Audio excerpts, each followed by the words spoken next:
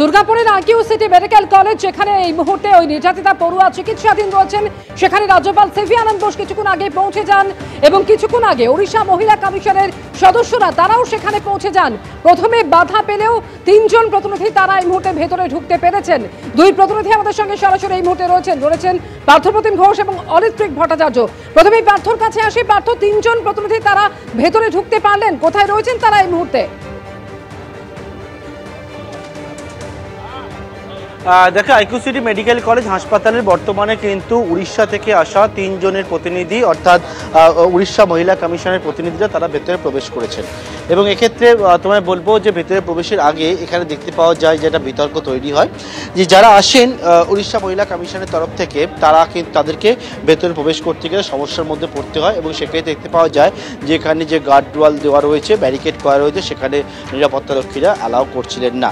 এর পরবর্তীকালে যে বিষয় দেখতে পেলাম, তারা যে বিষয় জানালেন এবং যারা নিরাপত্তার দায়িত্বে রয়েছেন তাদের পক্ষ থেকে প্রতিনিধি এলেন, কথা বললেন এবং তার পরবর্তীকালে তারা জানেন যে ভেতরে যেহেতু গভর্নর রয়েছে সেই কারণে ভেতরে যেতে চাইছেন না। তবে বর্তমানে আমরা যে বিষয়টা জানতে পেরেছি, দেখতে পাচ্ছি, সেটা হচ্ছে তিনজনের প্রতিনিধিকে ভেতরে অবশ্যই প্রবেশ করতে দেওয়া হয়েছে, ওনারা ভেতরেই রয়েছেন। তবে এখন কর্তৃপক্ষ বা নির্যাতিতার সঙ্গে ওনারা কথা বলতে চান সেটা কিন্তু বলতে পারবেন না যতক্ষণ না গভর্নর বেরোবে। ততক্ষণ গভর্নর বেরিয়ে যাওয়ার পর হাসপাতাল কর্তৃপক্ষ এবং নির্যাতিতার সঙ্গে কথা বলতে পারেন উড়িষ্যা মহিলা কমিশনের সদস্যরা। বর্তমানে একেবারে যে আইকিউ সিটি মেডিকেল কলেজ হাসপাতালে গত শুক্রবার দিন কী ঘটনা ঘটেছিল এবং যে ভয়াবহ ঘটনার যে কথা জানিয়েছেন অভিযোগকারী অভিযোগপত্রে, এবং সেই অভিযোগের পরিপ্রেক্ষিতে সমস্ত বিষয়গুলো নিয়ে কিন্তু সরজমিনের সমস্ত বিষয়টা এসে দেখে কথা বলতে চান উড়িষ্যা মহিলা কমিশনের সদস্যরা। পার্থপ্রতিম আমাদের সঙ্গে থাকা উড়িষ্যা মহিলা কমিশনের তিনজন সদস্য এই মুহূর্তে হাসপাতালে গিয়েছেন, আর কিছুক্ষণের মধ্যে তারা চিকিৎসকদের সঙ্গে কথা বলতে পারেন। কিন্তু কিছুক্ষণ আগে যখন এই সদস্যরা সরাসরি দুর্গাপুরে আসেন তখন তারা হাসপাতালে যেতে গিয়ে বাধার মুখে পড়েন। দেখুন সেই মুহূর্তের ছবি। है महिला कमीशन है। अरे ये सोना भाई के ये शर्मनाक चीज है। मैडम को अपना आई कार्ड दिखाना। हमारे पुलिस ऑफिसर्स भी हैं यहाँ पर है कि यहाँ पे महिला कमीशन आ रहा है, मेरे पास इंफॉर्मेशन है। हम लोग को बोल दीजिए यहाँ गवर्नर है, आप बाद में आइए। कोई नहीं बोलने से क्या हम लोग ऐसे ही खड़े रहेंगे क्या? तीन है जो कि उड़ीसा महिला कमीशन से आए हैं, मैडम चेयरपर्सन है, हम दोनों ऑफिसर हैं। तो हमें आप कम से कम हम नहीं चाहते हैं कि আপনি এখানে কোথাও বসানোর ব্যবস্থাটা করুন। এখানে তো ভিড়টা কম হয়ে যাবে। না না, এটা কিন্তু খারাপ। না না, এটা খারাপ লাগে। তাহলে আপনি খুলুন, তিনজন যান, আপনি এখানে কোথাও দাঁড় করা। এখানে ভিড়ের মধ্যে এসে দাঁড়িয়ে থাকবে, এটা কিন্তু শোভনীয় नहीं है। एक दुखदायी घटना है। मैं पीड़िता के साथ बातचीत करके बाद आपके साथ मिलूंगी। नहीं बात नहीं हुई, बात है महिला कमीशन है।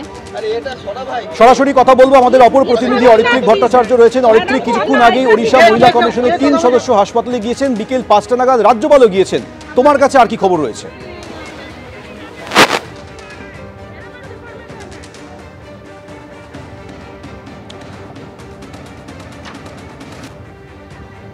আমরা কথা বলবো আমাদের প্রতিনিধির সঙ্গে। তিনজন সদস্যকে ঢুকতে দেওয়া হয়, তারা হেঁটেই হাসপাতালে যান এবং এই মুহূর্তে তারা অপেক্ষা করছেন। ভিতরে রয়েছেন রাজ্যপাল সিভি আনন্দ বোস। বিকেল 5টা নাগাদ রাজ্যপাল আসেন, আর কিছুক্ষণ আগেই ওড়িশা মহিলা কমিশনের সদস্যরা হাসপাতালে ঢুকতে গেলে প্রথমে নিরাপত্তারক্ষীদের বাধার মুখে পড়েন, তারপর তারা কথা বলার পর তিনজন সদস্য হাসপাতালে গিয়েছেন। এই মুহূর্তে তারা অপেক্ষা করছেন।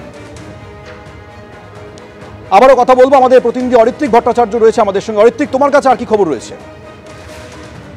এই মুহূর্তে দেখো রাজ্যপাল ভেতরেই রয়েছেন এবং উড়িষ্যার যে মহিলা কমিশনের চেয়ারপারসন সহ তিন সদস্যের যে দল এসেছেন তারা এখন হাসপাতাল ভেতরে রয়েছেন, তারা অপেক্ষা করছেন। কারণ রাজ্যপাল তার যে কর্মসূচি, তার যা যা এখানে জ্ঞাতব্য রয়েছে সেটার পর বেরিয়ে যাওয়ার পর তারা তাদের যে অনুসন্ধান সেগুলো করবেন। মূলত যেটা জানা যাচ্ছে যে রাজ্যপাল এখানে দুটি বিষয় নিয়ে খোঁজ খবর নিচ্ছেন। প্রথমত নির্যাতিতা তরুণীর শারীরিক অবস্থা, কারণ হাসপাতালে তিনি ভর্তি রয়েছেন শুক্রবার থেকে। আমরা জানি যে একটি মেডিকেল বুলেটিনও প্রস্তুত করা হয়েছে এবং সেই মেডিকেল বুলেটিন অনুযায়ী যারা চিকিৎসক রয়েছেন তারা আপডেট দেবেন রাজ্যপালকে যে নির্যাতিতা তরুণী এই মুহূর্তে কেমন রয়েছেন। নির্যাতিতা তরুণীর মা রয়েছেন হাসপাতালে, তার সঙ্গে রাজ্যপাল কথা বলতে পারেন এবং একটা সম্ভাবনা রয়েছে যে তিনি তরুণী তরুণীর সঙ্গেও কথা বলবেন, তবে তার শারীরিক এবং মানসিক অবস্থার উপর নির্ভর করছে গোটা বিষয়টি যে রাজ্যপাল তার সঙ্গে সরাসরি কথা বলবেন কি না। 5টা নাগাদ রাজ্যপাল এই হাসপাতালে এসে প্রবেশ করেছেন আইকিউসিটিতে, এবং তারপরে যেটা দেখা যাচ্ছে যে উড়িষ্যার যে মহিলা কমিশনের যে দল চেয়ারপারসন সহ 3 জন যারা এসছেন তারাও হাসপাতাল চত্বরে আসেন। কিছুক্ষণ তাদের যে ব্যারিকেড করা হয়েছে সেখানে তারা আটকে থাকেন এবং তারপর তাদেরকে ভেতরে ঢুকতে দেওয়া হয়, এবং ভেতরে ঢোকার পর এই মুহূর্তে তারাও হাসপাতালের ভেতরেই তারা অপেক্ষা করছেন। কারণ রাজ্যপাল যেহেতু চিকিৎসকদের সঙ্গে কথা বলছেন, নির্যাতিত তরুণীর সঙ্গে কথা বলতে পারেন, তার ফলে তারা আপাতত অপেক্ষা করছেন এবং রাজ্যপাল তার কর্মসূচি এখান থেকে শেষ করার পর তারা চিকিৎসকদের সঙ্গে কথা বলবেন এবং সেই সংক্রান্ত রিপোর্টটা উড়িষ্যা সরকারের কাছে পৌঁছে দেবেন। তারাও কিন্তু যে নির্যাতিত তরুণী রয়েছেন তার সঙ্গে কথা বলতে আগ্রহী, তবে একই ব্যাপার সেক্ষেত্রেও সেই তরুণী এই মুহূর্তে শারীরিক এবং মানসিকভাবে কথা বলার জন্য কতটা তৈরি রয়েছেন সেই বিষয়টিকে মাথায় রেখেই কিন্তু সেই সিদ্ধান্ত নেওয়া হবে।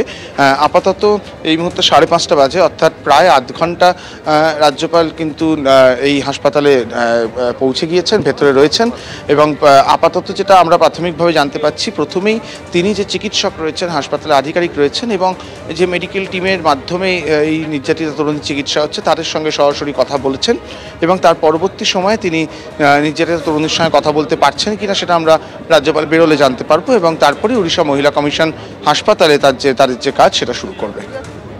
একেবারে অর্থাৎ ভেতরে রাজ্যপাল রয়েছেন, রাজ্যপাল সিভি আনন্দ বোস, তিনি বিকেল 5টা নাগাদ আজকে সেখানে পৌঁছে যান। আর তার কিছুক্ষণ পরেই ওড়িশা মহিলা কমিশনের সদস্যরা তারা সেখানে পৌঁছন।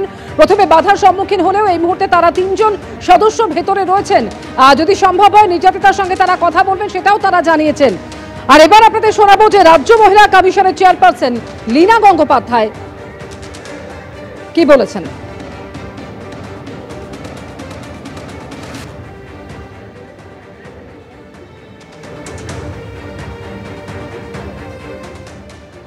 ঘটনাটা যখন মিডিয়া থেকে আমরা জানতে পারি, ব্রেক করে, তখনই প্রায় আমরা সুমোটো করি এবং এটা গেল প্রথম দিনের কাজ।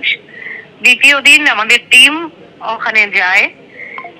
প্রথম পুলিশের সঙ্গে, বাই দিস টাইম পুলিশের সঙ্গে বহুবার কথা হয়েছে, আমরা এরিয়াটা দেখেছি, পুলিশের সঙ্গে কথা হয়েছে, তো হসপিটালে গিয়ে মেয়েটির সঙ্গে কথা হয়েছে এবং কলেজের যিনি সুপার তার সঙ্গেও দেখা করার জন্য তাকে দেখা করতে চাওয়া হয়েছে। প্রথমে উনি মিটিং এ ছিলেন, সময় দিতে পারেননি, তারপরে ফাইনালি উনি দেখা করেন এবং মেডিকেল রিপোর্ট ইত্যাদি নিয়ে প্রশ্ন করা হয়েছে তাকে।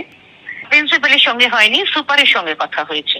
আজকে আমাদের তরফ থেকে একটা চিঠি পাঠানো হচ্ছে। কালকে প্রাথমিক কথা হয়েছে, সেটা তো ভার্বাল কমিউনিকেশন। আজ আমরা অফিসিয়ালি একটা মেল করে দিয়েছি। সেখানে প্যাট্রোলিং আরো অনেক বেশি হওয়া উচিত এবং কলেজের পক্ষ থেকেও সিকিউরিটির জায়গাগুলো আরো বেশি স্ট্রং এবং স্ট্রিংজেন্ট হওয়া উচিত। এর সঙ্গে নির্ভর করছে না একটি ছাত্রী বেরোবে কি বেরোবে না, কিন্তু সিকিউরিটিটা থাকা দরকার, যাতে সে বেরোলেও নিশ্চিন্তে বেরোতে পারে, সেই ব্যবস্থাটুকু থাকা দরকার। যে কেউই আসতে পারেন, তো যে কোনো উইং যারা এই কাজগুলোর সঙ্গে যুক্ত তারা আসতে পারেন। জাতীয় মহিলা কমিশনের একজন সদস্য, তিনি অলরেডি বীরভূমে ছিলেন, কারণ তিনি যখনই পশ্চিমবাংলায় কোনো কাজে আসেন আমাদের উইমেন্স কমিশনের নোটিফিকেশন আসে, সেই জন্যই আমরা জানি যে তিনি তখন বীরভূম ছিলেন, যার ফলে উনি খুব তাড়াতাড়ি পৌঁছে যেতে পেরেছিলেন বীরভূম থেকে। আর উড়িষ্যা উইমেন্স কমিশনের যিনি চেয়ারপারসন তার সঙ্গে আমার ওভার ফোন কথা হয়েছে। এটা উড়িষ্যা, যেহেতু মেয়েটি উড়িষ্যা থাকে, সুতরাং সেই কমিশনও আসতে পারে বই কি, না আসার তো কোনো কারণ নেই।